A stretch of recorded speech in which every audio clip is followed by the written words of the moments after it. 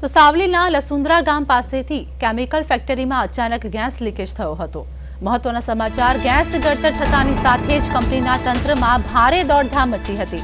લીકેજને કાબૂમાં લેવા માટે પ્લાન્ટમાં તાત્કાલિક સુરક્ષા કામગીરી પણ શરૂ કરવામાં આવી। તો ગેસ લીકેજના કારણે આસપાસના ગ્રામ્ય વિસ્તારોમાં ભય અને ચિંતાનો માહોલ પણ છવાયો છે। કંપનીના ટેકનિકલ સ્ટાફ દ્વારા ગેસ પર કાબૂ મેળવવા પ્રયાસો પણ કરવામાં આવ્યા।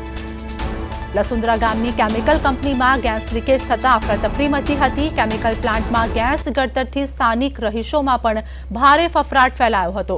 તો ગેસ લીકેજ કંટ્રોલ કરવા કંપની તંત્ર દ્વારા કામગીરી શરૂ કરવામાં આવી।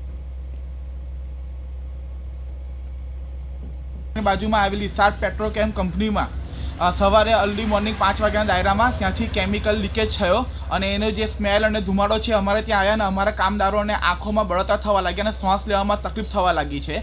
અને આવો કિસ્સો વારંવાર અવારનવાર પેટ્રોકેમિકલમાં બન્યા કરે છે, સાર્પ પેટ્રોકેમિકલમાંથી। અને અમે એમના સ્ટાફને કોન્ટેક્ટ કરવાની કોશિશ કરી પણ એમને કોઈ સારો જવાબ આપ્યો નથી અને અમને આ વાતને દબાવવાની કોશિશ કરી રહ્યા છે। સાર્પ પેટ્રોકેમની કંપનીના મેઇન ગેટ પર તાળું મારેલું હોય છે પણ અંદર આવી રીતે કેમિકલનું કામ કરીને ચાલુ રાખીને અમને વારે ઘડી તકલીફ થઈ રહી છે। તો અમને રિક્વેસ્ટ છે કે આનો વારે ઘડી આનો નિકાલ કરવામાં આવે અને અમારા માનવ સ્વાસ્થ્ય એનું કાળજી રાખવા માટે એ લોકો એમને વસ્તુને પ્રોપર કરે। એમને ઉપર છેલ્લો જવાબ આપ્યો કે રાતે અમારો ઓપરેટર આવ્યો હતો ને એને કંઈ કર્યું છે ને જેના કારણે કશું નથી ને એવા ઉપર છેલ્લા જવાબ આપ્યા। અને જે ડ્રમમાંથી ધુમાડો નીકળી રહ્યો હતો એના પર કોથળા અને માટી નાખીને એમને કેમિકલ દબાવવાની